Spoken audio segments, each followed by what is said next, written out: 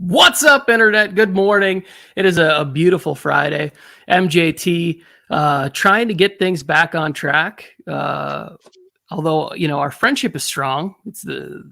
Our text chat is always going off, but we're like, let's fire one up on the Internet and talk a little football, a little off-season stuff. Today, we're going to be talking schedules, primetime games, not holiday games that we're looking forward to watching. We're going to talk about some rookie minicamp hype that we always love. It's that time of year to watch some slow motion videos of guys throwing to wide open wide receivers and what that means, which is hilarious to me. And then we're going to end the show with four guys that I believe have a real strong Hall of Fame candidacy that are free agents, where we like to see them end up and end some really beautiful careers potentially. Before we get into that, Mike, how you doing? How's the offseason treating you? It's going well. Just doing the same old, trolling the Raiders fans and, counting up the views from it. Thank you guys, by the way, if there's any Raiders fans tuned into this right now. They'll get here. This show just got a lot better, too. Joe's frozen. Perfect. The Raiders fans always find a way to get here. I don't know what it is. They'll find a way. But they'll find a way to get here. I do actually think Joe might be frozen. Except for the one that we want to talk to. Kinda. Joe, we're gonna have to restart.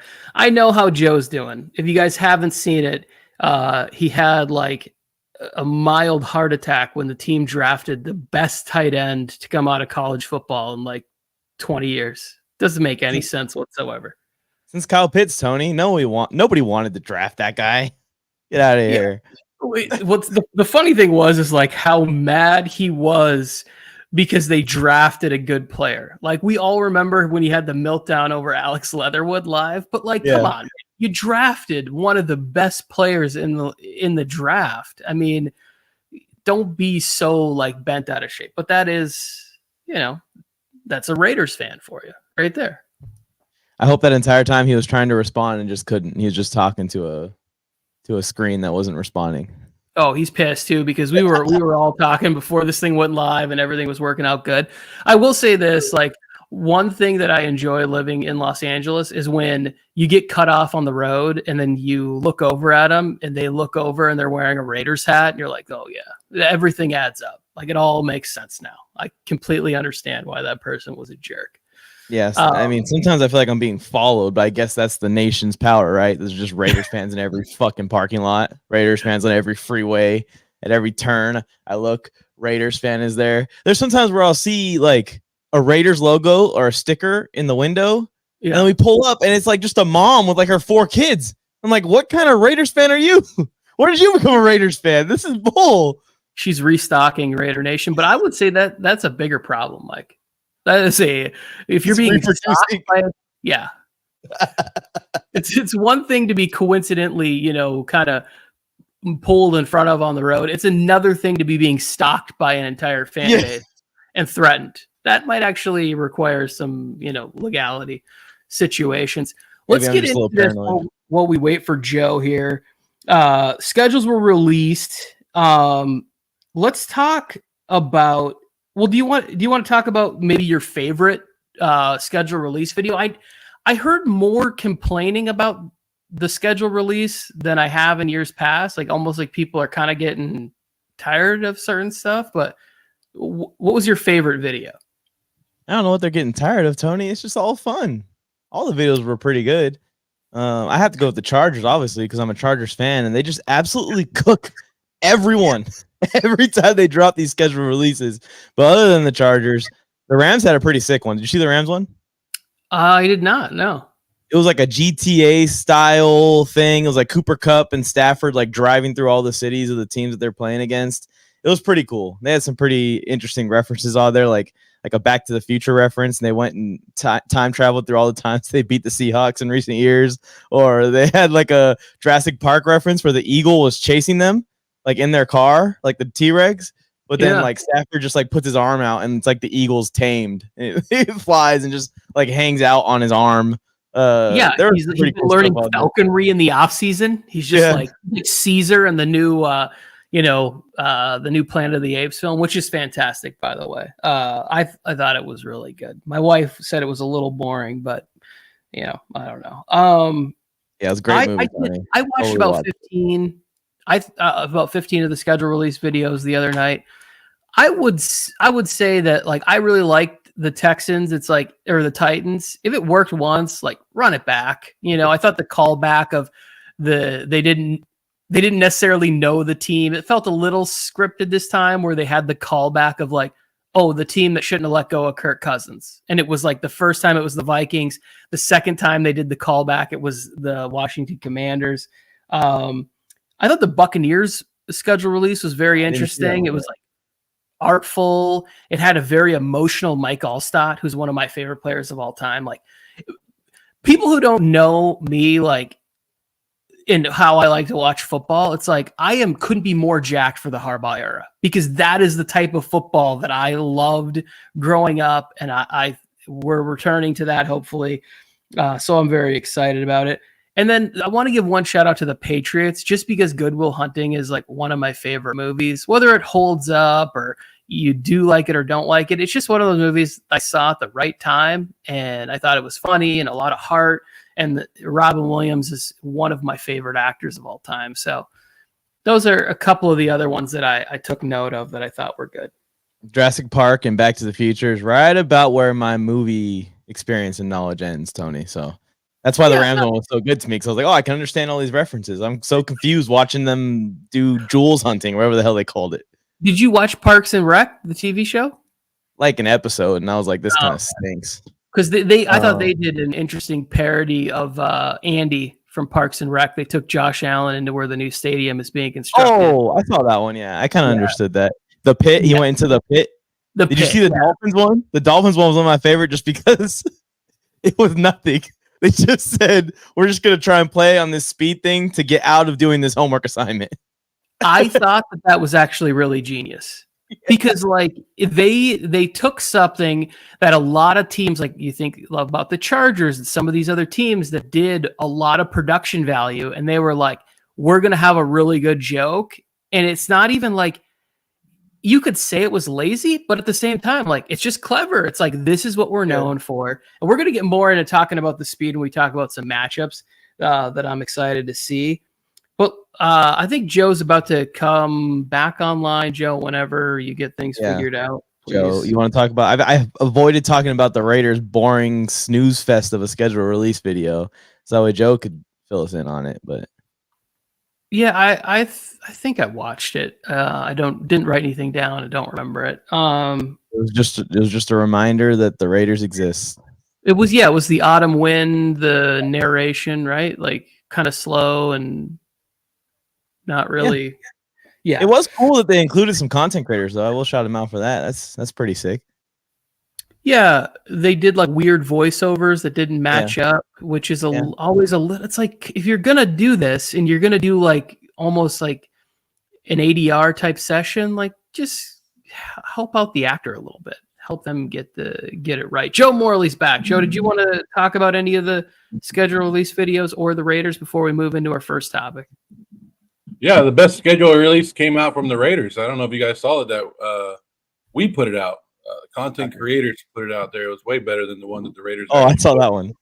That one was better, and I was in that one too. Like, the Raiders fans included me in their schedule release video, Tony. Oh, I did not see the fans had a version. Yeah, we just basically called each other like, the schedule's out, blah blah blah. The Raider one was okay, but it's more like, and the Raiders have dropped like two other ones afterwards, or two or three other ones afterwards. Maybe because of the backlash, but like, it was just weird. Like, I think them and was it Tampa Bay? They did like pump up like week ones, and it's like, here's our video. Oh yeah, we forgot. Here's the schedule. Like, right at the end, here's the schedule. Like, we want to know who you're playing every week. Devontae Adams dropped a better fucking video than the Raiders did. I don't know if you guys saw that one. Devontae Adams dropped a video where he's like, it's a promotional video for the hotels, where he's getting paid for it, but he's like, hey, Cleveland Browns. We're dog friendly here in Vegas at our hotels and all this stuff. And he has a better release video because I think teams forget that it's not, and the Chargers do a great job at it. It's not a video to pump your fucking team up. We're not looking for that. We're looking for where you're playing at. And here's the crazy thing. Like my wife was like, she was asking me like, well, when do they get the schedule? Like, do they only get like a day to get?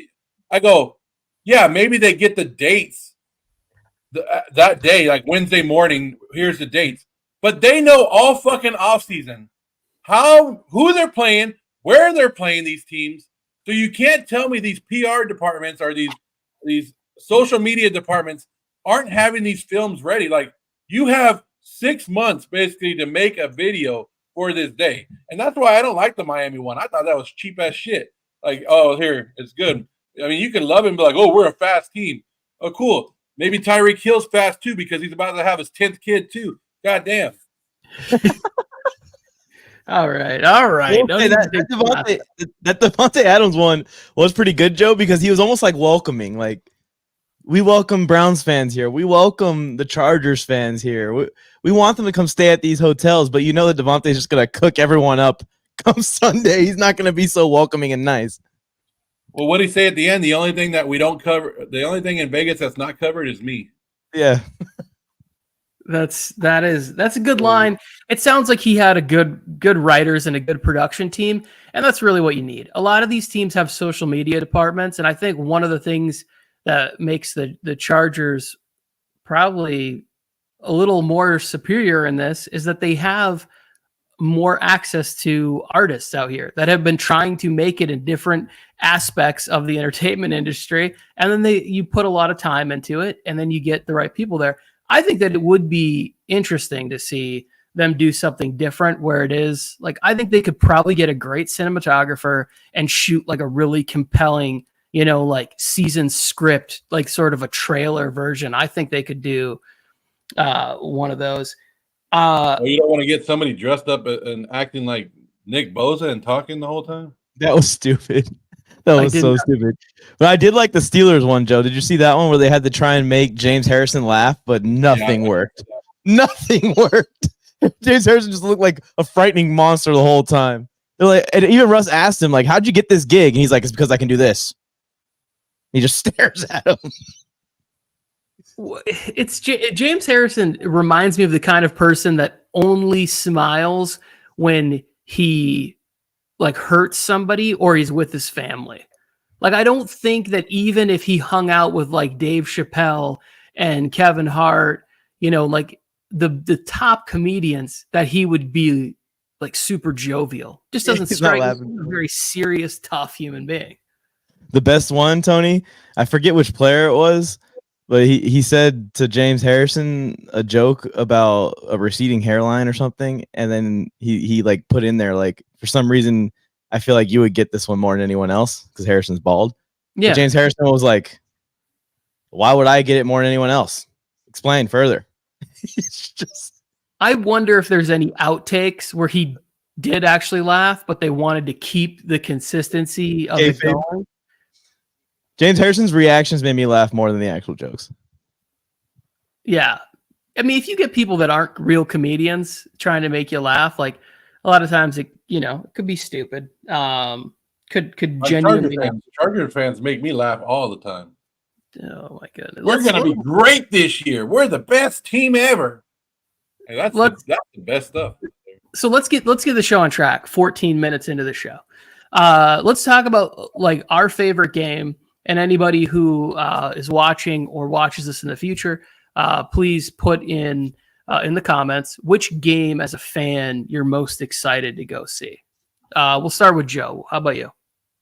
Well, week one's always my favorite. Like, that always gets me going. So I don't care who's playing week one. If I'm going to a game on week one, that is my favorite. But I guess the Raiders-Steelers rivalry always gets me going just because it's my family. Half my family are Steeler fans, and I'm the only Raider fan. So that always gets going. And it's going to be in Vegas. Right now, I don't know if you guys know, but that is the hottest ticket in the NFL. For all the people out there It's average ticket price. So average ticket price for that game right now is $600. It doesn't mean that you can't get tickets for cheaper. Sorry, I got to go off on some of the people in my comment sections because they're fucking retarded. It's average ticket price is $600. That means the average of all the tickets combined is $600. So that is the hottest game now.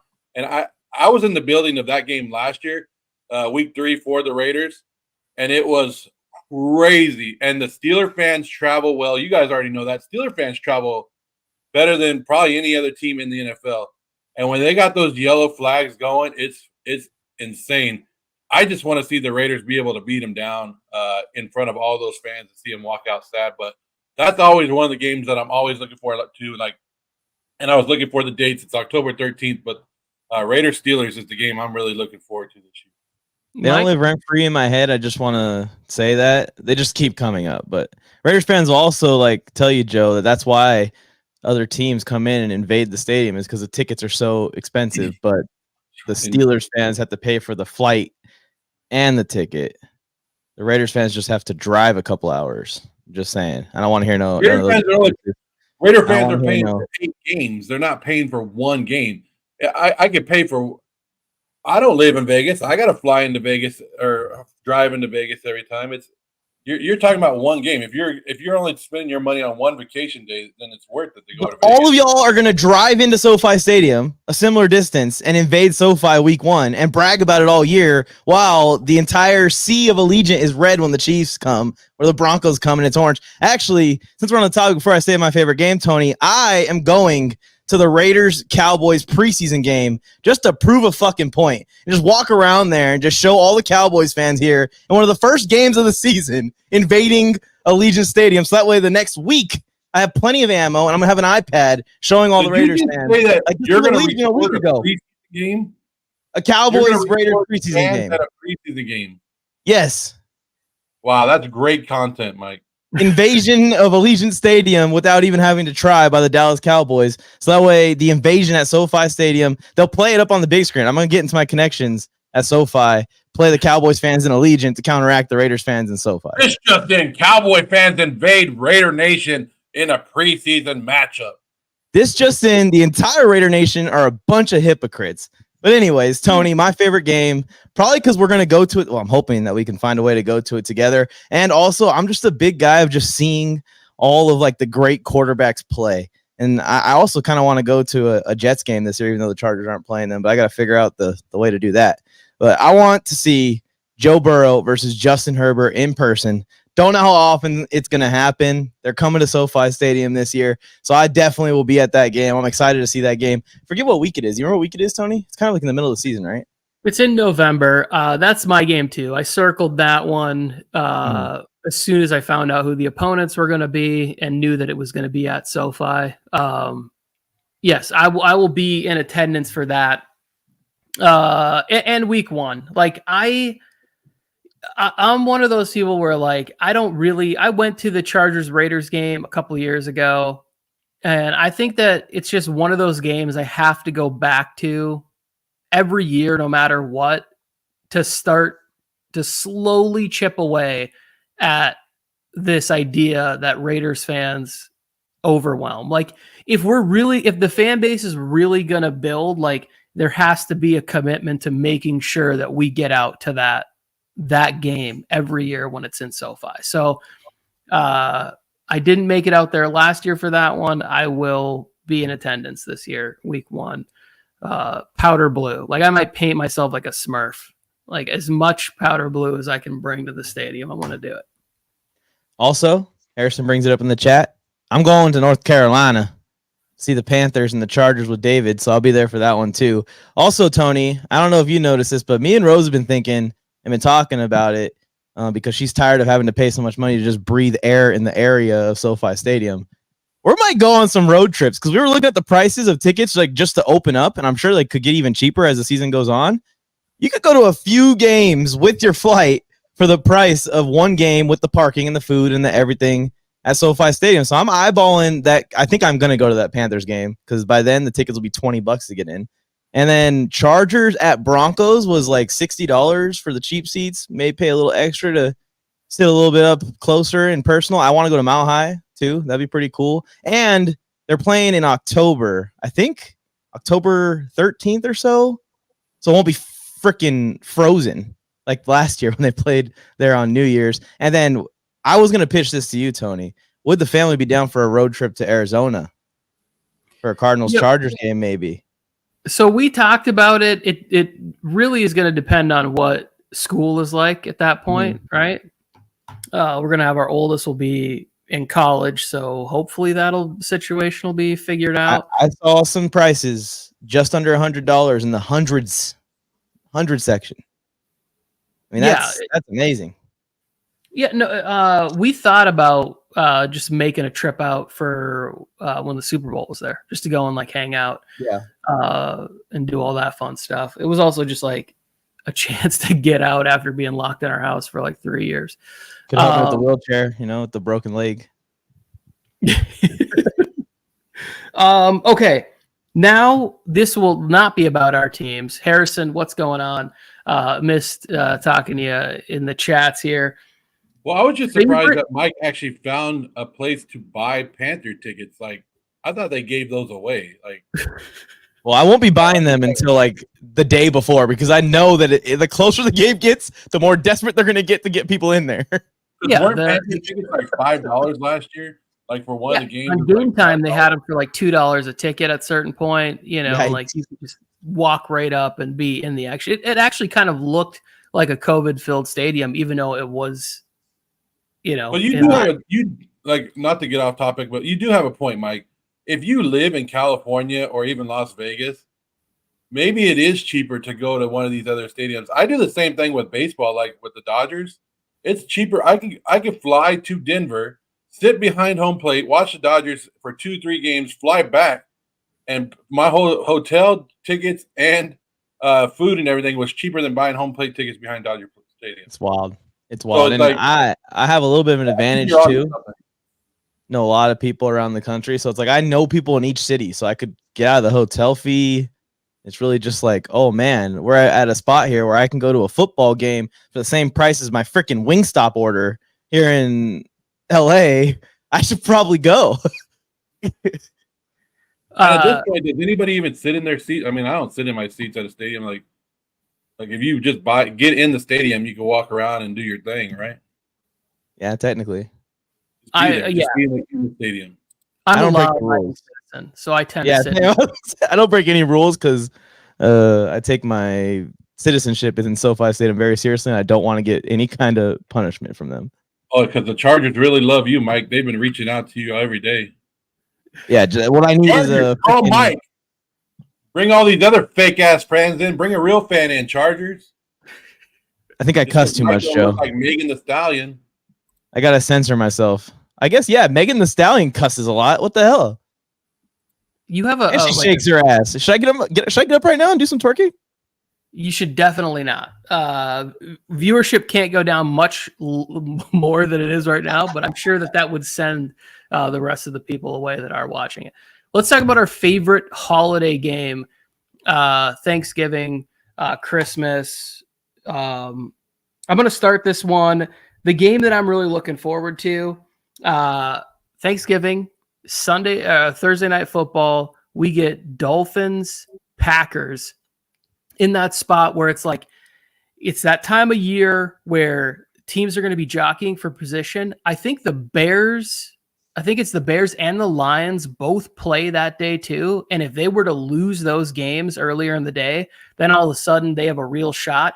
This also reminds me of one of those games on Thanksgiving where we could get like just electric offenses, like have one of those games where it was Goff and Mahomes a couple of years ago, like on Thanksgiving night, watching Jordan Love and all of the talent that he has around him there in Green Bay. I know it's not as mainstream as what the Dolphins have, but I really like the Packers offense. I like LaFleur as a play caller. So that's the game. Like the food will be done. I'll just be having a piece of pie and sitting down and watching Thursday night football on Thanksgiving and enjoying that game. The Packers are going to be hard to defend this year. I think that they're going to get a lift from Josh Jacobs and what he can do as far as like breaking tackles, a little bit more juice left in the tank than Aaron Jones had. And then now you come up to try and slow that down. Bombs away. Jordan Love is showing like he'll start carving you up. Yeah. Get those tight ends healthy this year. Try and keep Watson, from hamstring injuries. I do think that the Packers could be fun. And the Dolphins are just absolutely Always. just electric. Even in the draft, they got 3 players in the draft this year where I was like, oh man, I really like. Is that in Miami or is that in Green Bay? It's in Green Bay. But Okay, so that might be their first cold weather game. What? Is there Tua holdout? I didn't hear about that. Well, he's missed like almost all the voluntary workouts, right? Because he's waiting for his contract. Is he going to hold out into the season? No, Tua's gonna play, and I think that it's kind of amusing to watch this leverage battle go back and forth because the Dolphins don't really have an option at this point, and I don't necessarily know that Tua has a ton of options. Like a lot of times as fans, we think like, oh, 4 or 5, 6 other teams would be interested in having that quarterback, and I don't necessarily know that that's the case.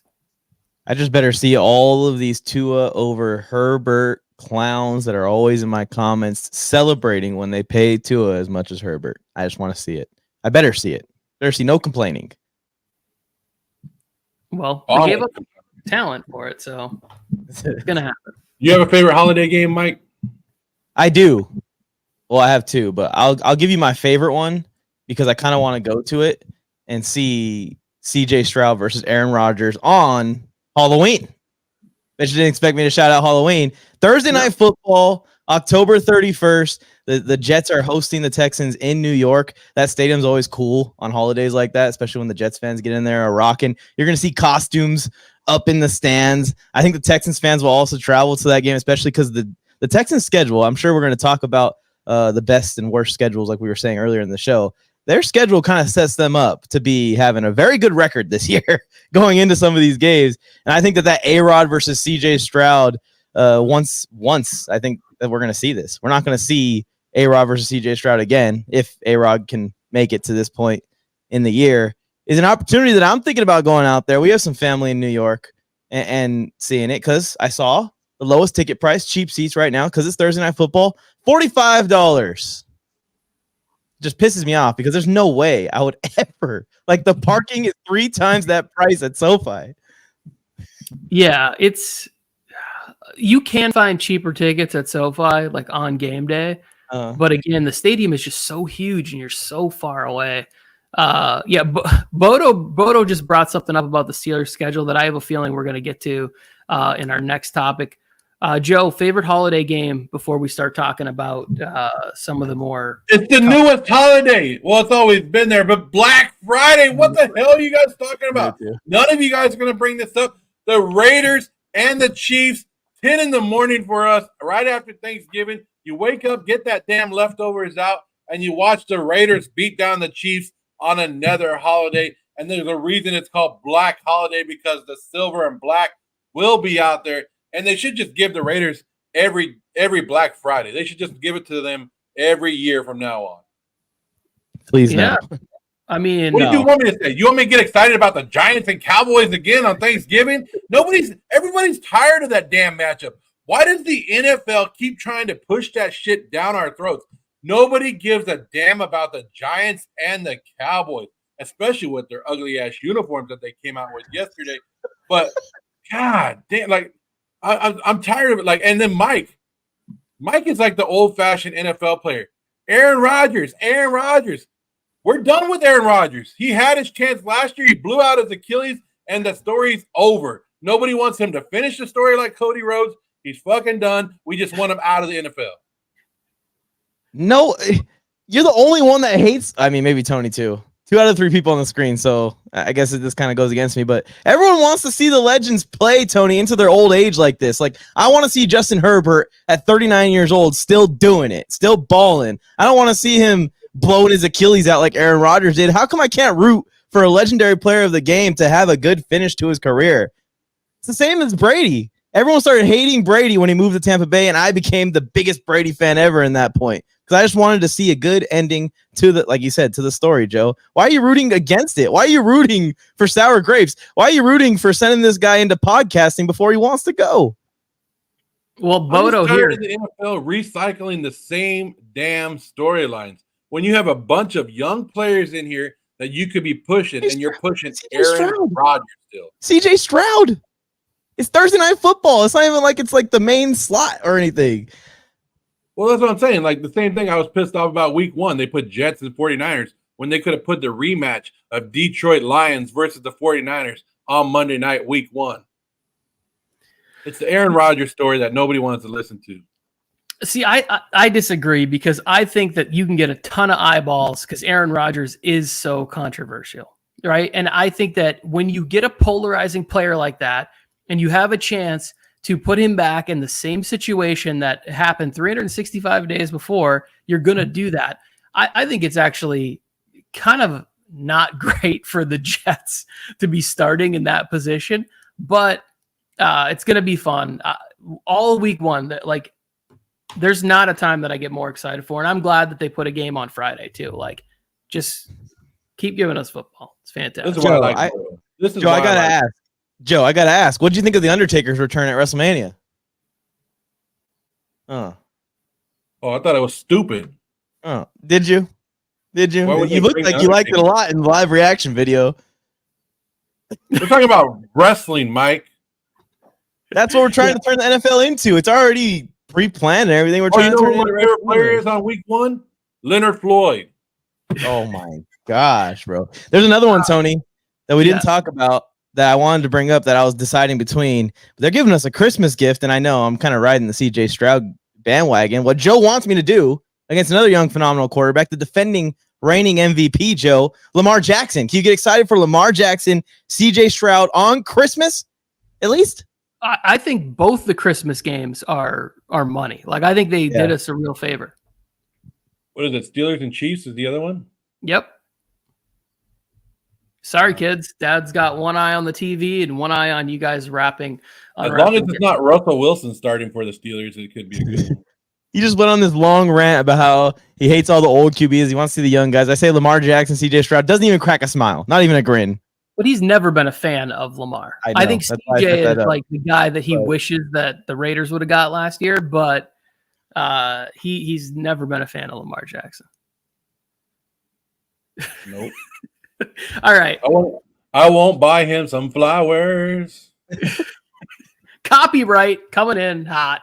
Let's talk about the toughest schedules to either open up the season or end the season. And Bodo is giving a shot to his Steelers. Bodo's 100% correct. Yeah, I'll start with Mike, because I know that you had brought up the Steelers. Is that what you want to talk about, or do you have another team in mind? I mean, yeah, I have a few backups here, but the Steelers were the main one. It's not even just the last few weeks, guys. The Steelers are getting shitted on all year with this schedule. It's like Mike Tomlin told the league, like, I'm never going to lose this winning season streak. And then Roger Goodell and the schedule maker said, hold my beer. Look at this. Look at this. I'm pulling it up right now so I could read some of this off. I have all the schedules saved in a file here somewhere. But yeah, the Steelers schedule is absolutely brutal. They obviously they're opening up the year in Kirk Cousins' first game with the Falcons, and they got the Chargers week 3, which is going to be interesting. Their D-line versus our new revamped O-line. Then you get into the middle of the season, and they have a stretch of games where it's Indy, Dallas, Vegas, and Vegas. I know you guys don't like the Jets, but I like the Jets. Go to the second half of the year. This is their last, 1, 2, 3, 4. Their last 8 weeks. Baltimore, Cleveland, Cincinnati, Cleveland. That's the AFC North right there. If you lose those games, it's over. The Steelers are out. And then if they somehow survive that, they somehow make it through that and are still in the wild card picture, battling for the division, Philadelphia on the road, Baltimore, Kansas City, and then Cincinnati. And it's brutal. If the Steelers aren't undefeated by midseason, they're pretty defeated. And with Russell Wilson and possibly a Justin Fields situation here, it could get ugly, and I feel really bad for Fields. Because what if Russell Wilson fails, or, God forbid, something happens? Because because he's Russell Wilson. He's been dealing with injuries his whole entire career. Now Justin Fields is getting thrown in there for that gauntlet to try and like save his career. Ugh. I'd rather Fields just sit out. Let's bring Kenny Pickett back and feed him to these wolves so you can get a high draft pick next year. Here's the thing about the Pittsburgh Steelers, and I don't give a damn what their schedule is. I know. I looked at their schedule, brutal schedule. We all know that's a horrible schedule for them. But when you look at the Pittsburgh Steelers and you look at the last losing season by teams in the NFL, right? The Dolphins 2019, the Buffalo Bills 2018. This means more losses than wins in the season, right? Everybody else, their last losing season was 2000 till all the way to 2023. You know when the Steelers' last losing season was? 2003. 2003. 20 years ago. 20 years ago. And we're going to talk about, oh, maybe the Steelers can't get past this brutal-ass schedule. I don't care how tough the schedule is. Steelers are going to find a way to be competitive, especially with Mike Tomlin over there. The NFL can throw whatever they want at him, but Mike Tomlin's going to come out at the end going, still here, still standing. What's up? I tend to agree with that, especially because I think Cincinnati still has some offensive line concerns, and then you get in sort of T. Higgins territory, what's going on there. And then for the Cleveland side, we just don't know what the quarterback situation is going to be. Like, we don't know if he is going to sort of shake off the rust and be closer to the Deshaun Watson that they thought they were giving up all the money and all the draft picks to get. So I think that those games are tough because they're division games. But again, you're talking about a team that I think is going to have a really strong defense. And then this team is going to run the football better like we saw at the end of last season. So I tend to think the Steelers are still going to be a 10, 11 win team. It's not a game I'm looking forward to, the Chargers traveling out there. So I do get what you're saying. I saw it too, Mike, and I was like, that is a brutal stretch of, you couldn't break it up with like one game that's like non-division, non-playoff team, like it is a rough stretch. Yeah. Their light weeks are like, oh yeah, go to Indy and play that playoff team from last year who now have freaking Cam Newton from 10 years ago in the pocket. I think I have one that is to start the season that's more brutal than that even, but I'm going to let Joe go first to call out a schedule. Well, okay, so here's my little notes at first. I had the Steelers with the horrible schedule. Chargers travel the most of any team this year, going like 25,000 miles. The Raiders schedule that I like because I'm biased to the Raiders. The Raiders schedule actually works out for them in terms of weather. They have to go to the East Coast 4 times, Cincinnati, Baltimore, Tampa Bay, and Miami. All of that before December, so that works out great for the Raiders in weather-wise. But here are 2 teams that I thought they have a couple stretches. They're the first 8 weeks, and this is for a team that not a lot of people are expecting a lot out of, is the Arizona Cardinals. For a team that wants to try to compete this year, their first 8 weeks are horrible. At Buffalo, the Rams, Detroit, Washington, San Francisco, Green Bay, Chargers, Miami. For a team that wants to get out of that basement, those first 8 weeks, maybe 1 or 2 weeks or 2 wins in there. That's very tough for an Arizona team, especially with when I'm looking at their defense going, who's that? Who's playing defense for them? And then the other team is Mike's team, the New York Jets. Their last 8 games, if the New York Jets are fighting for a playoff spot going into the last 8 games, they have Indianapolis, they have a bye week, Seattle, Miami, Jacksonville, Rams, Buffalo, Miami. So if they're looking for that last 8 games to certify them a playoff spot, it's going to be very tough for the New York Jets, especially with what's their backup quarterback name is? Tim Boyle. Wait, I'd argue that. I thought they signed Tyrod Taylor. Oh, is it? That might actually work out. I'd argue you'd rather play Miami late in the year like that. And then again, you'd rather play the Jets probably too late in the year, but yeah, I think that that is going to be an interesting season for the Jets, and I have my concerns. We'll get to more of that. The team I want to point out is a team that I think we have had high expectations for over the past couple of years. Definitely, we all predicted them to win the division. That's the Jacksonville Jaguars.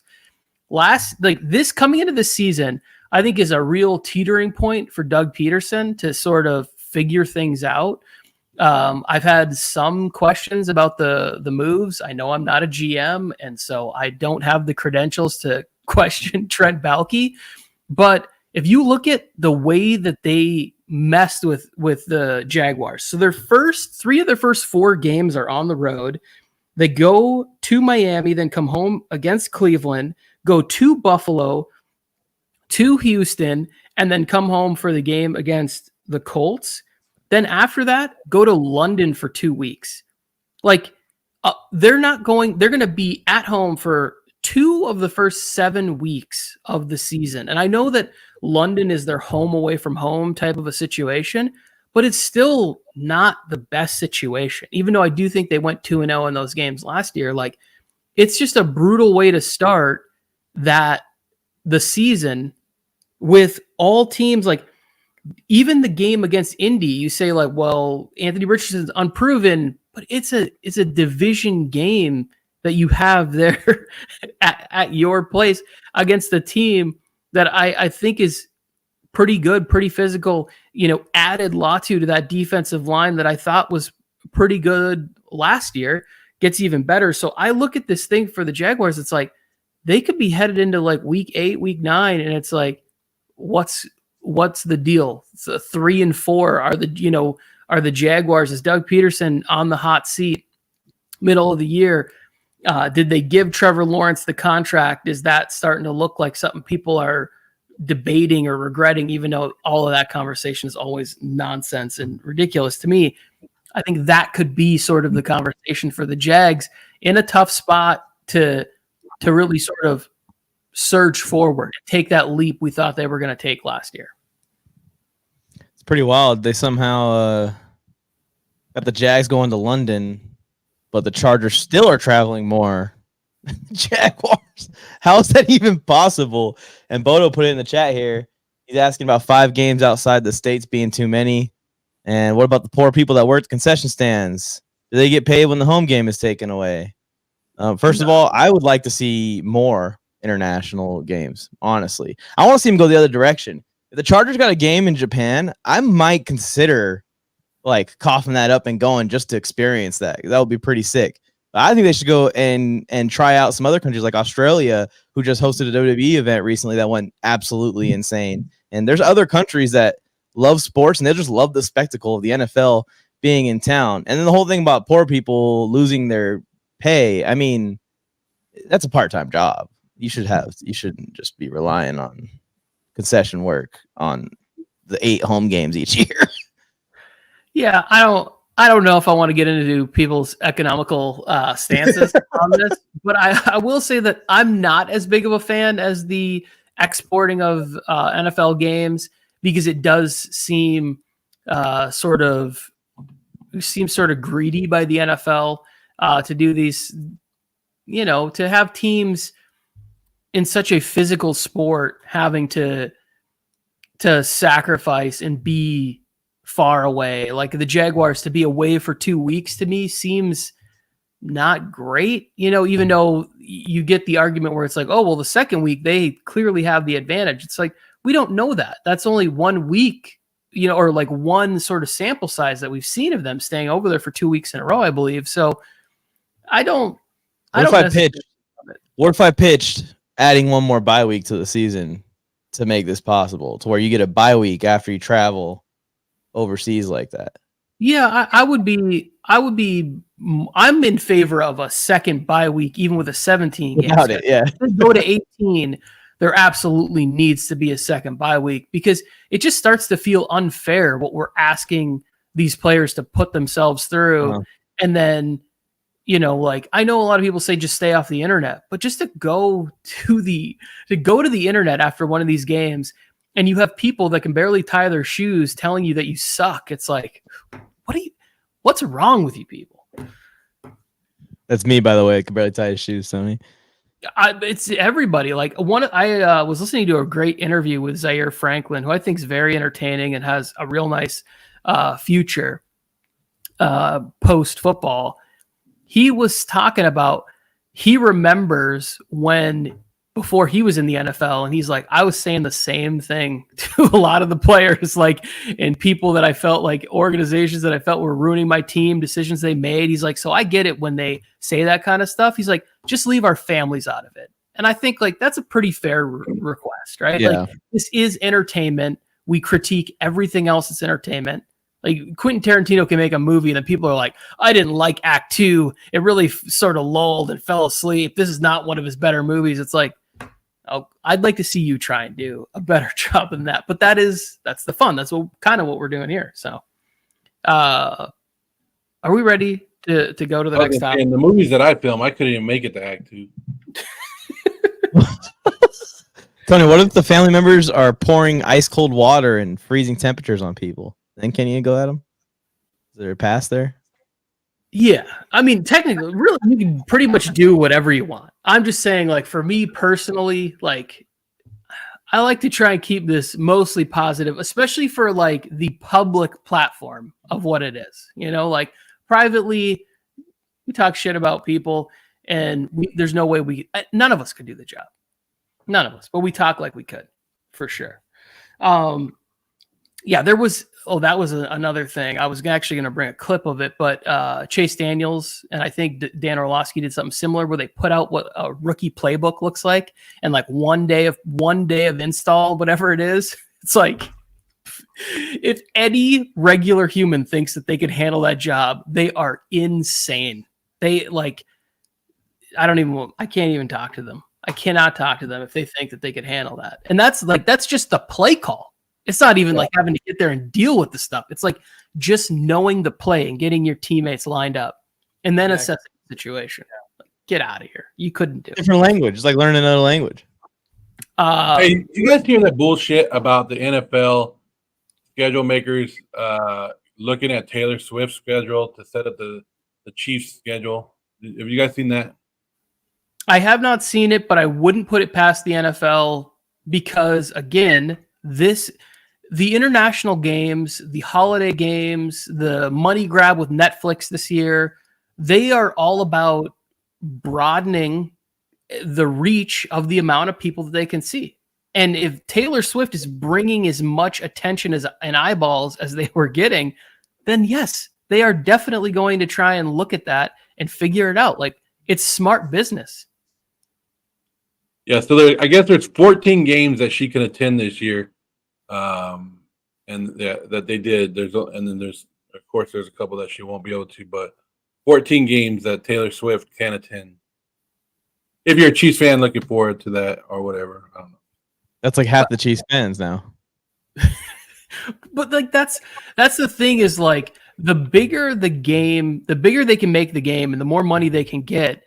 You would hope that would spill over into the players, right? Like making sure that they're all being compensated well, because I think that a lot of times we think, oh, these guys make millions of dollars, but then it's like, you go look at a lot of the players on the roster and a lot of the guys that are on your favorite team, and you look at their salaries, they're not really being paid like crazy, especially if you're a player like Alohi Gilman just signed a nice contract. He also lives in Los Angeles. Like, that contract isn't it's better than the average human being, but you think about taxes, the cost of living out here, like, it's not as crazy as you think it is. Eric Armstead dropped a video like that before. I got to look it up again, where he actually showed his paycheck for the 49ers. And he goes, this is how much, my gross was. And then here's the state taxes, but this is what I'm actually taking home. And he goes, like, you look at players, and you got to remember, like, playing in the NFL, like, not to get into this topic, but playing in any sport, they have to pay taxes per state that they play in. So, yeah, they're playing in California. If you're the Rams, you're playing in California for 8 games, but now you're playing 8 games out of California, so you're paying taxes in Florida, wherever you're playing at. So it sucks for them. Huh? The guys in California playing out of the state is a come up, but the guys playing out of the state that have to come to California. Yeah, that was the best thing out of the move for the Raiders. That's what the Raiders got out of the move when they moved from Oakland to Las Vegas. Is the tax breaks is that the players got and they actually set contracts up when they were leaving Oakland. They actually set contracts up like, hey, wait until 2 years from now, you're actually going to be making more. So, yeah, teams that's always come when it comes to contract negotiations. That's why some teams pay a little bit more on the West Coast because of the tax. So I did an acting gig in Florida, and I think California still managed to take more taxes from me somehow than what I paid in Florida. Like there's the federal, like federal was definitely like more, but it was the few days of fittings or whatever that I had here was more than what I had paid to Florida. I don't remember exactly how it worked out, but it was surprising, like seeing it and being like, wait, why didn't I pay Florida more money? Interesting. And then one more other thing. So we also got into this before we move on to summer. So I read this. It says to see every game in 2024 regular season, NFL regular season, you're going to need NBC, CBS, Fox, ABC, Sunday Ticket, NFL Network, ESPN, ESPN Plus, Amazon Prime, Peacock, and now Netflix, right? So you need all those services if you wanted to watch every single NFL game. Or one jailbroke Fire Stick is all you need. One jailbroke Fire Stick, and then you're good. We're not condoning piracy. We're not condoning breaking the law. Sure, but if you were willing to break the law, one jailbroken Fire Stick. One jailbroken. We'll do it. Unless Dana White finds you before the NFL does. Dana White, yeah. Dana White's not just like finding people; he's sending UFC fighters to people's houses. Wasn't that like his thing like a couple of months ago? Like, I'm finding everybody who uses Fire Stick and watches my fights illegally. He would grab the camera, like get up close to it personal, and be like, "If you steal the event, I will find you, and I will take you out." Like some Liam Neeson shit. I don't know who you are. I don't know what you want. I'm not in this like shit. When you're spending so much money right now, and the NFL's throwing more, and that's not it. There's another platform coming out from Disney, ESPN, coming out in August. Another sports where they're all mixing together. I forget what it's called, like Evo Sports or something like that. There's another app coming out, or so. Yeah, it's getting ridiculous. I thought cable was done with, but it looks like we're just paying all kinds of different other ways. But Joe, you already have Netflix by then. I know you're getting Netflix to watch Jake Paul versus Mike Tyson. Come on. Yeah, I don't know if you watched that press conference. That's a whole nother thing too. Holy crap! It was so great. You can see Mike like holding himself back so much. I do think legally though, you get the localized games, right? Like they have to allow you to be able to see them, I believe it is. So like if you live in the LA area, you're still going to get because don't the Chargers have an ESPN Plus game this year against the Cardinals, I believe it is. So if you live in the LA area, we still get to see the game without ESPN Plus. I think that's Monday Night Football. I'm not sure. Yeah. I think it is, but it's a doubleheader game, I believe. Oh, so it's like one of the Christmas games. I think one of the Christmas games is on Netflix. Both of them are on Netflix. Oh, yeah. Both. Yeah. So. Yeah. So I mean, it's getting ridiculous. The NFL needs to make their money, but it's crazy. They really don't, Joe. They already made their money. Yeah. It's probably a $50 billion organization. Like, I mean, I don't know how much more they need to be squeezing fans. It's like, to me, it would almost be better if they just said, hey, you could see these games, buy an NFL Plus subscription and see them there. But the thing is like, they don't make as much money as they would as if Netflix comes to them and says, hey, we want exclusive rights to a couple of games this year, and we're going to cut you a check for $150 million. And it's like, all right, here you go. We're going to give you two of the best games, because I think last year ESPN Plus had one of the games, but it was like a London game. People weren't away. Like, you can't really drive up subscriptions for games where people are sleeping, or half the country might be in, football fans might be in church or something like that. It's like, you're not going to be able to rake people over the coals. Yeah. Can we get some more Disney Toy Story games? I'll take that.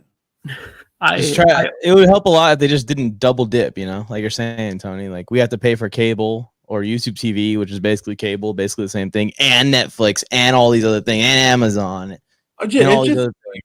Like just pick one and let's put it all in. Let's push the chips in on one, and everyone will subscribe to that one. What other league does this? What other league has multiple? That's the thing is when you have the power, Joe, you can do it. I mean, they have had so many sort of like tradition. We're not going to have games on Friday night. If you don't think that Friday night games are coming in 15 years, the NFL season is basically going to be like every night for like 6 months. Like that is just the way that it's had 18 games. They're going to figure out algorithms with, multiple bye weeks, and they are going to have football on for 6 months straight, essentially. Like that is just the direction this is heading. I just had a wet dream about that last night, Tony. Are you in my head? Mike, I think that you think you want that, but when you and Rose start having children, like I'm not going to lie. Like I'm glad the Chargers are not playing on a holiday, because I'll have the games on in the background, but it's really selfish to be like, oh, hey kids, hurry up and let's enjoy Christmas because dad needs to go be a fanatical crazy person and watch the Chargers play on Christmas Day. Like that's just not great. I'm going to tell you right now, my kids are lucky that the Raiders beat the Chiefs on Christmas last year. Or they would have Joe had his kids at the Raiders kickoff working. He had them working the Raiders kickoff. He wasn't even paying them. He was just like, you guys get to eat tonight. Congratulations. Yeah, congratulations. You get to go home tonight and sleep in the bed. No, actually, my kids had a great time at the Raiders summer kickoff. Like, they love it. Like, it's weird because I was talking to my wife. I was like, when we were kids, we had to go to my dad would force me to do yard sales or go do stuff, or her dad would make her go sell stuff at the swap meet. And then we take my kids for one Raider event, and they're like, Dad, can I sell these tickets for you? You're like, no, like, okay, I guess you can, but like they think it's a fun thing. Like, no, it's supposed to be punishment. That's good that you're turning your kids into businessmen already, businessmen and women at such a young age. Yeah, that's just a sign that you have good kids. Like they're like, hey, want to help. We want to work the Raiders grift with you. Yeah, Jake was happy because people knew Jake from Mike's videos. And so they were asking him to yell Raiders for him and stuff like that. But it was a Raider event, but there was a lot more people. I don't know if you saw Birdman out there, Mike. There's a lot more people than in disguise. He was in a black Phillies Sixers jersey, and I was in disguise in my Raider hater shirt. Like, wait, are we talking about Birdman the rapper? Everyone just keeps fist bumping each other. He's a big old Eagles fan. Big old Eagles fan. That. Okay, I was like, wait. There was a Rams fan that somehow set up a booth. The Denver Nuggets. Oh, no, not the basketball player, Tony. Yeah, or the rapper. There's a couple of Birdmans. Or Michael Keaton from the movie. Like, there's a lot of Birdmans out there. Should we skip the rookie minicamp conversation and just go to the last topic? Yeah. You can, but I can say mine real quick.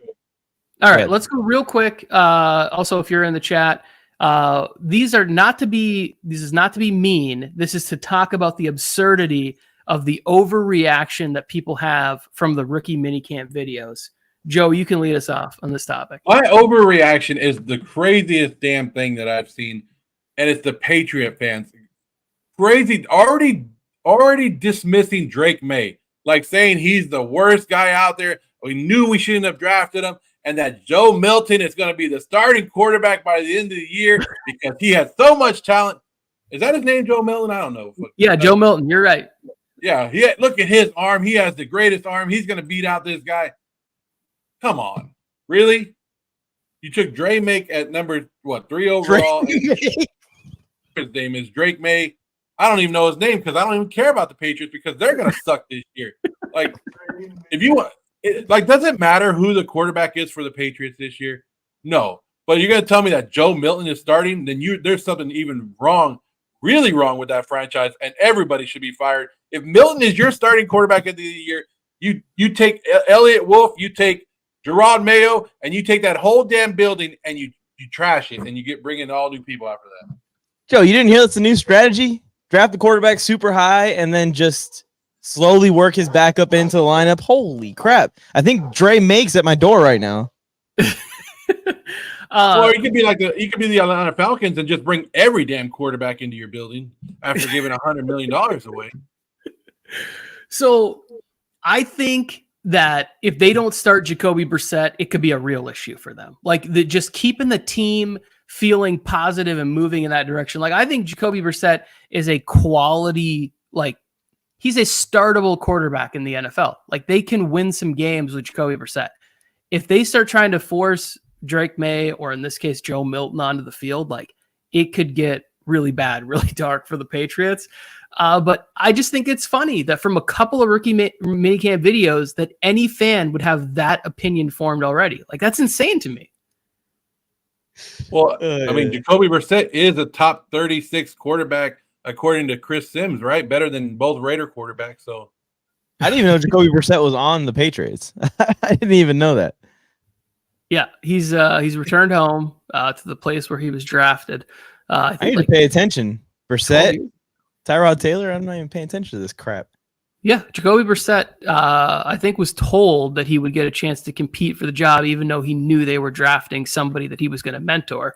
And again, I think we've seen Jacoby play pretty good for the Browns in the past, played pretty well for the Commanders in the past. So I think he can do the same thing for the Patriots. One of the interesting things I heard about the Patriots was I was listening to an interview with Drew Bledsoe, and he talked about Alex Van Pelt being a really smart offensive mind. And he thinks that he is going to go back to establishing the run, heavy play action, similar to what they're doing in Cleveland. And he thinks that's really going to be able to help them be able to stay in and be competitive in games and have a functioning offense for the first time in 2 seasons, essentially. So I thought that was a very interesting take with somebody who has insight like Drew Bledsoe, who played with Alex Van Pelt. That was his backup. So Bodo put this in here. We didn't react to this on the internet. I don't think the internet really needs much more reaction, but do you guys want to talk about the Falcons drafting Michael Penix Jr.? Yeah, it's stupid. It was stupid. It was a dumb move by their GM. It's only capped off by a week later. They put a waiver wire in for another backup quarterback. Like it makes no sense what they're doing. Like you either believe in Kirk Cousins and his injury, or you don't. Like we've talked about. I think we've talked about it before. You don't draft one of the oldest quarterbacks in the draft to back up a quarterback and go, okay, when he's 29 years old, we're ready for Michael Penix. We're good. I think it was a dumb move, and we've all seen the video where he's telling the GM or the owner like trying to just like it was explain. Dumb. You had a lot more other. When Kirk's done, and this guy didn't come in. It seems like they set it up for one of the two things to go wrong. Either the draft pick ages poorly because Kirk goes out there and does his thing and is the quarterback for the next 3 years, and maybe they're begging him to stay into his later 30s even, or the draft pick works out because Michael Penix gets in the lineup next year or this year even. But it's because Kirk Cousins either fell off a cliff or got injured again. So you're setting up for one of those two things to fail. I don't know if you guys saw the clips of Michael Penix at camp throwing his first passes as a Falcon. Kirk Cousins was there too. And Michael Penix is like got the tight jersey, looking all jacked up, throwing dimes. And Kirk's wearing the baggy jersey with the old school, like geeky looking helmet. It looks like Kirk is the backup already in these videos. Michael Penix getting hyped up on the Falcon social media. So, I was sorry, Tony. Sorry to cut you off. I was waiting in that schedule release video that the Falcons put out. They did like an NFL street. It was actually pretty cool. I was waiting for Penix to make an appearance. No Michael Penix in the Falcons schedule release video.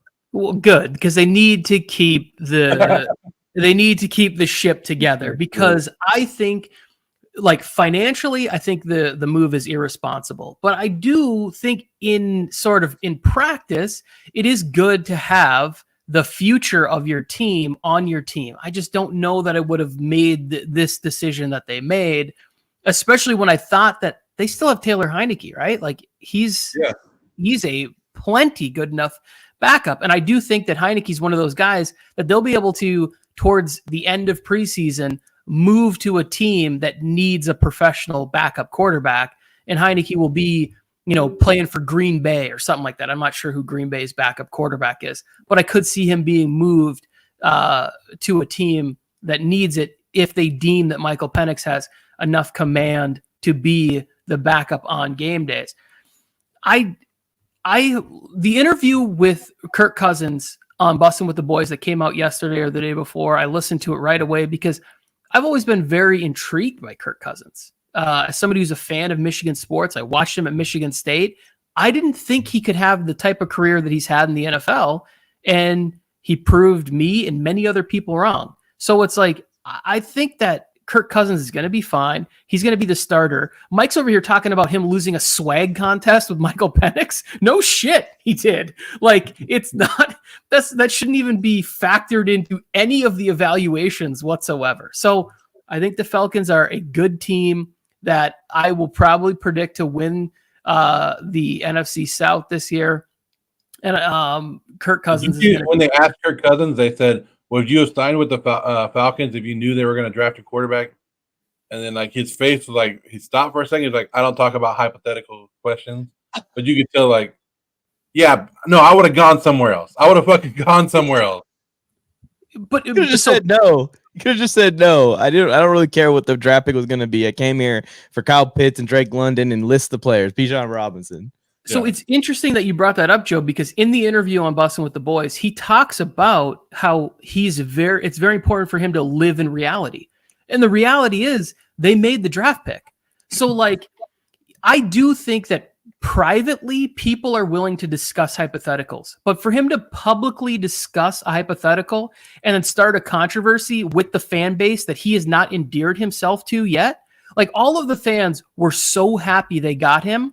And then when they drafted Michael Penix, I would assume that the internet of Atlanta Falcons fans are probably saying, like, what are we doing? Let's see this kid.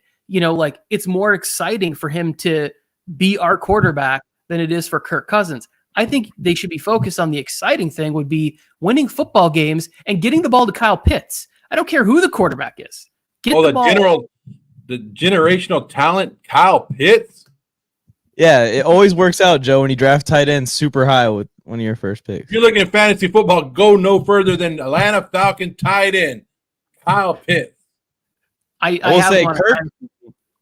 TJ Hawkinson was already really good in Detroit, but Kirk gave him a fantasy football boost for sure. So maybe he could save him. I'm seeing him getting tanked. I'll take a flyer on Kyle Pitts still, like late in my draft, where I could just throw that pick away if I need to. I don't want the nice guy, Kirk Cousins. I want Kirk Cousins to act like Aaron Rodgers, like, who the fuck is this guy? Get him the hell out of here. Like, walk in there and be like, no, don't put Penix's locker next to me. Don't let him practice next to me. He shouldn't even be on the same damn field as me. I'm Kirko Chains right here. I will say this. I don't know this for a fact. Obviously never played quarterback in the NFL. I think it is much harder to throw the football over the middle of the field than outside the numbers. And if you watch Michael Penix, a lot of the stuff that he did was throwing outside of the numbers. So it's like, is he going to be able to get in there and get the ball to Kyle Pitts and use the middle of the field as effective as a guy who's 13, 14-year veteran in the NFL? Probably not. So without question, to me, Kirk Cousins is the best option that the Falcons have to win games in 2024. Getting in there is going to be tough. For Michael Penix, yeah. Yeah, that's what I'm saying. Getting in there, it doesn't seem like there's any path towards that without something bad happening. And I think on a team like, the Raiders, for example, Michael Penix would have competed legit competition for the starting job. The Falcons should have traded back and then taken an edge rusher or a corner. That was their move right there. That would have been perfect. The offense is set. Bijan's most of the offense anyways. What more did you like? Even if you're looking towards the future, right, with the quarterback pick, you gonna draft this guy and set yourselves back from getting an extra defensive player so that way he can hand the ball off in a couple years? I mean, come on. It's an interesting setup. It's definitely an interesting setup that they have in Atlanta. Bodo got us going on Atlanta for some damn. I know. Well, because we brought it up. we were talking about rookie minicamp stuff. But your team is doing the same thing with your rookie over there, Tony, with Lad McConkey. Oh, he's the best guy out there. He's juking all these people. Look at him in these shorts and t-shirts. I love the Cooper Cup comparisons that just immediately come out, and it's just like, why are you going straight to Cooper Cup, huh? Wonder what it is. Yeah, it's all of it to me is it's all very, very humorous because the same thing happened with Quentin Johnson last year with Chargers fans, and they just set themselves up for massive, massive disappointment. When it's like clearly this is something that there is not a exact blueprint on success in the NFL. It takes all sorts of players, different times to find roads of success.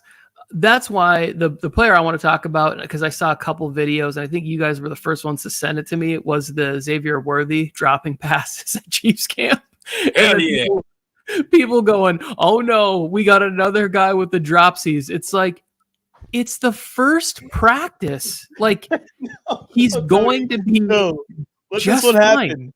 Let this one happen, Tony. Just let this one happen. I mean, I would be fine with it. I think he's a fantastic young man, but if he's not good, that's great for me as a Chargers fan. Like, if he takes time to figure things out. I just thought that it was funny when I saw like Chiefs fans in the chat being like, oh, here we go again, Sky Moore 2.0. And I'm like, they don't even do the same things. Like, if Worthy went to any other team, I'd be rooting for that guy. Like, I hope he pans down, becomes one of the best wide receivers in the league. Since he went to the Kansas City Chiefs, I hope he drops every single pass. I hope he's Kadarius Toney 2.0. Mahomes is a back flip, throws it to a wide open Worthy, dropped. Yeah. Dropped. And I think the one thing that I saw was actually like, it was a footwork drill where at the end they catch a pass, which is sort of a timing thing or whatever. And I was like, this isn't even an actual route that this guy would run. Like, what are people freaking out about this thing for? And it's because the social media team, to me, and I think this is one of the things I love about the Chargers, but it also gasses up the fan base, is do not release videos of young people on the job messing up, right? Like, imagine if a surgeon was like, the one time out of 100 surgeries, it was like, yeah, he accidentally nipped an artery and there was a close call with this one in here or whatever. You'd be like, no, can't have it. Tony, that wasn't the social media team. Huh? That was a reporter, Tony. That was not the social media team. That was some dumbass like me who somehow got a media credential. Like, if I was there and I recorded that, I'm posting it like immediately. I don't even need to see the rest of practice. I'm going straight to my car. Miami, 2 years ago, Miami learned their lesson where they were like, look at Tua throwing it deep to Tyreek Hill, and it was like 20 yards short that Tyreek Hill had to come back for it. Yeah. Like, I think that was actually the Dolphins social media team, though. I think that one actually was. Yeah, well, so I mean, players make mistakes, and that's what practice is for, right? Is to get that shit out of your system before you get onto the game on game day film. So I don't understand, but yeah, I'm with Tony. Like, record the good shit and put that out there, and make the players feel good before the season. Unless it's the Raiders.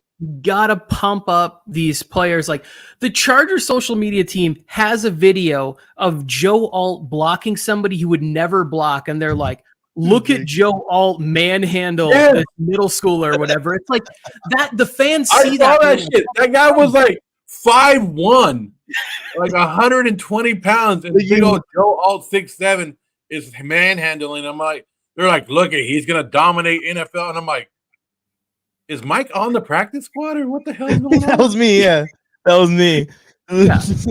It was. Like, they were like, "Hey, Mike, we need you to come film a video," and it's just him getting his ass kicked by Joe Alt. I would do that. I would do that from Costa Mesa High School, and he was just holding him there like cartoonish. It was. Yeah, I forgot about that when I saw that, and I was like, "What the hell was that?" That might be the collab that you're referencing to earlier, Joe. I'll tell the Chargers, like, just send me to one day to take on everybody. Like, I'll try and run a route against Derwin James and try and get through Joe Alt, try and block Khalil Mack, and see if my leg splits on camera this time. But that's the thing is like you would have more. They might have a higher risk of getting injured, tripping over your lifeless body when they throw you to the ground. Yeah. Like you might be more dangerous than just having, some UFL players in there against them. So one of the things that you reminded me of on the Tua thing is I was having a conversation with somebody and they were trying to convince me that Tyreek Hill is having more hamstring issues in Miami because of the having to start and stop and adjusting to underthrown balls in there. And I was like, I don't know if this is real or not. Like it's a fun, sort of thought that this person was trying to sell me on. I just have a hard time believing that it's not just an age thing. That at a certain point, I've been saying this, and that's why I like more soft tissue. Yeah, I celebrated that Tyreek Hill went to Miami, but it kind of seemed like a good time for the Chiefs to trade him because it feels like with those type of receivers where it's a lot of speed, a lot of acceleration, it just wears them down eventually. Every time I think of it, I think of Deshaun Jackson. Like this dude went from the most unstoppable speedster in the NFL and maybe in NFL history to done. Like he can't even run a route anymore without pulling his hamstring every single time. So I'm hoping Tyreek keeps going. He's already a Hall of Famer. I just want to see him break more. I want to see him break records. That's a lot of fun to see. But D-Jax has got a pretty nice resume. When you look at it, it's like he was really good. And then you factor in some special team stuff that he did too, and you start forgetting how good he was in his prime. Somebody made a video about Jackson where they go, kid like me and Tony's age, and we're watching Deshaun Jackson just dominate the league. And then they go like Mike's age, and they show him on the Raiders fumbling that ball for no damn reason against the Chiefs, and they're like, and this is the generation what people think about. You know what I mean? Like, there's an argument going on. There's a big argument going on between wide receivers in Bengals camp or Bengals organization. Is Jamar Chase overrated, or was AJ Green just that damn good? Because AJ Green had better numbers than Jamar Chase after 3 years, and people were like downplaying how good AJ Green was.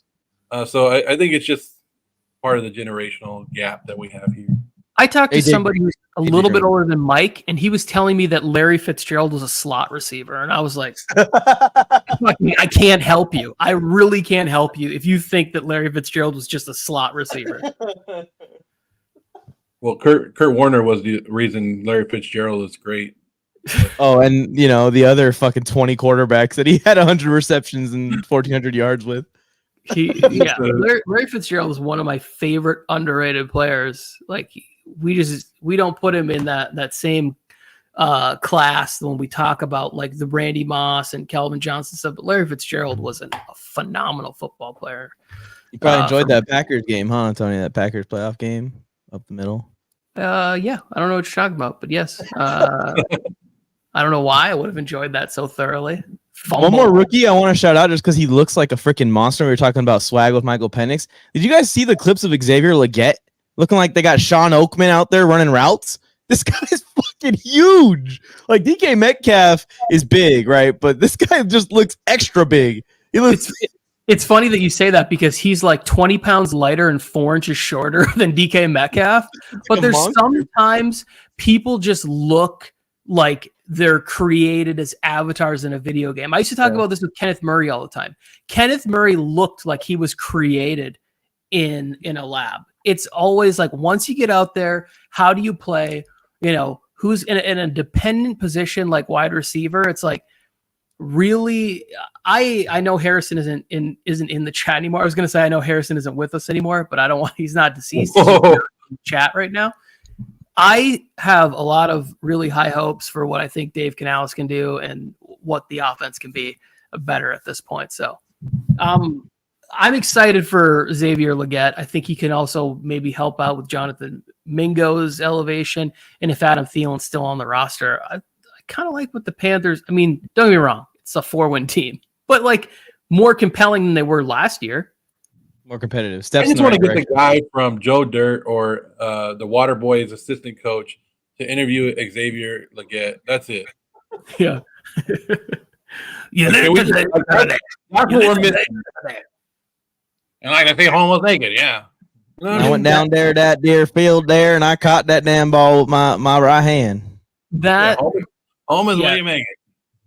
Yeah, that is I've watched that movie with my wife a few times, and every time she's like, "Why is this guy in here?" And I'm like, "Because they're doing an exaggerated accent from the South, and it's funny." Like she does not get. She's like, "I just can't understand what he's saying." I'm like, "It doesn't matter what he's saying. Like that's what makes it. That's the comedy of it. Is that nobody has any idea what he's saying." I think, I think that's one draft story that is overlooked a little bit. Is the Carolina Panthers told Leggett, like, if you're there at 33, we're going to get you. And they ended up trading up to 32 and getting them. It's like, like you hear that a lot. Like you hear players talk about like, oh, I talked to the Chargers, I talked to the Raiders, I talked to the Broncos. I didn't really talk to this team and they drafted me. But when a team is actually telling you like, hey, we really like you and they actually come through with it, I like those kind of stories. Yeah. See how it works out. It's great. I do think it's going to be interesting. Let's also, one thing before we move on, I just got to ask, please, Raiders, Broncos, Chiefs, and Bears fans, stop sending me Chicago clips. It's too soon. I don't want to see all that. I can't like see Caleb it. Williams I can't look at it. Nope, I don't want to see any Caleb Williams and who he's throwing to. None of it. Is there a guy that he throws to? Like they got we'll rip that Band-Aid off later. That first time I saw that video, I literally started tearing up. I can't take it. It's too soon. I don't even know who the Chicago wide receivers are. They got a good one over there? Now we can go to the next topic. Skip. Now we go to the next topic. You introduced this to the show, by the way. It was not on there. We were talking about rookies. Yeah. Let's end the show about 4 free agents that are out there right now that I think have put together Hall of Fame resumes, and they are unsigned at this point. We got Jason Peters at tackle, Calais Campbell on the D-line, Patrick Peterson, corner, and Julio Jones at wide receiver. Like, all of these guys are past the prime abilities. But I do think that they could, for the right team, add something. Maybe even in Patrick Peterson's case, switching to safety, right? Like trying him out there and seeing how that goes. Is there one of these players that you see on this list that you think to yourself, like, I'd like to see that player on this team and finish with a chance of being on a competitor? Who would they be? Which one do you want to go first?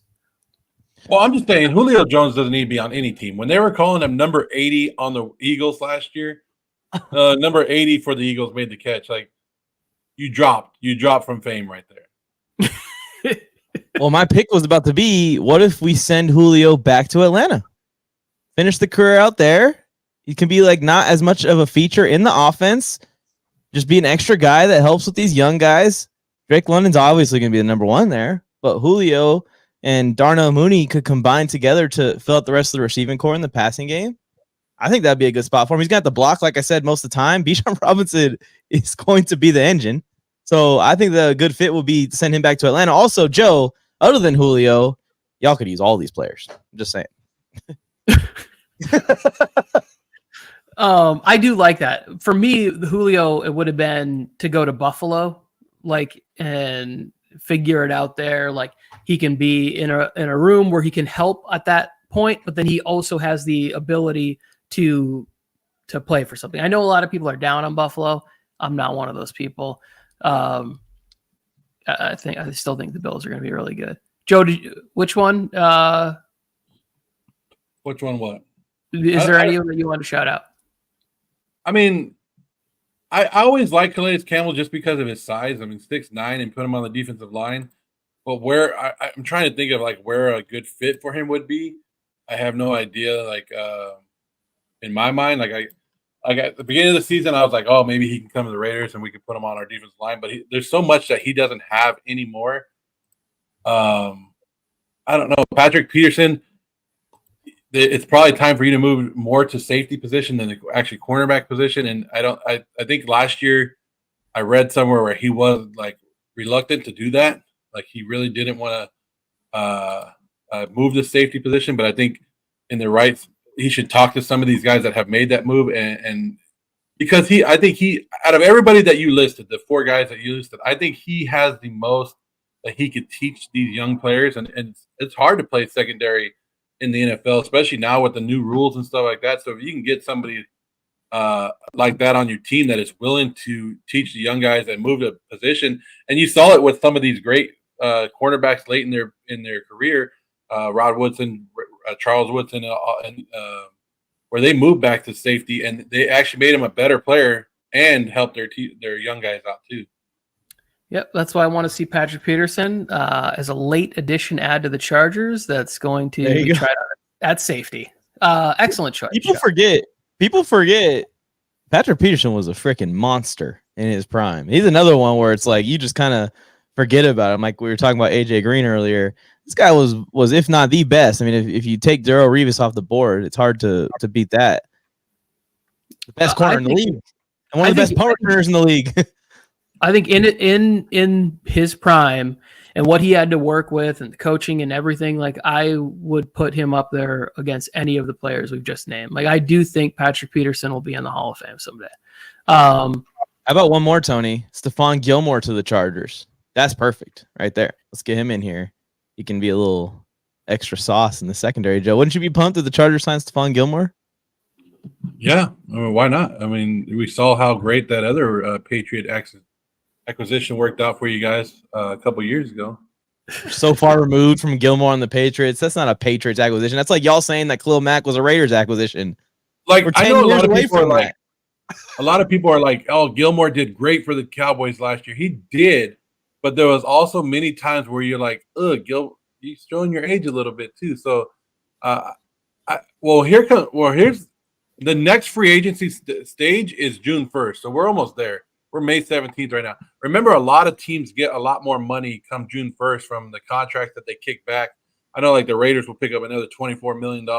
There's other teams where they designated when they release somebody to June 1st. So maybe that second wave, and we'll see like the Gilmores and stuff sign like that. But, I mean, if you want a defensive back, you should be getting like Steven Nilsson or something like that. Justin Simmons is still out there. Just waiting to be signed. There's actually quite a few safeties that I'm intrigued by. Quandre Diggs is still available.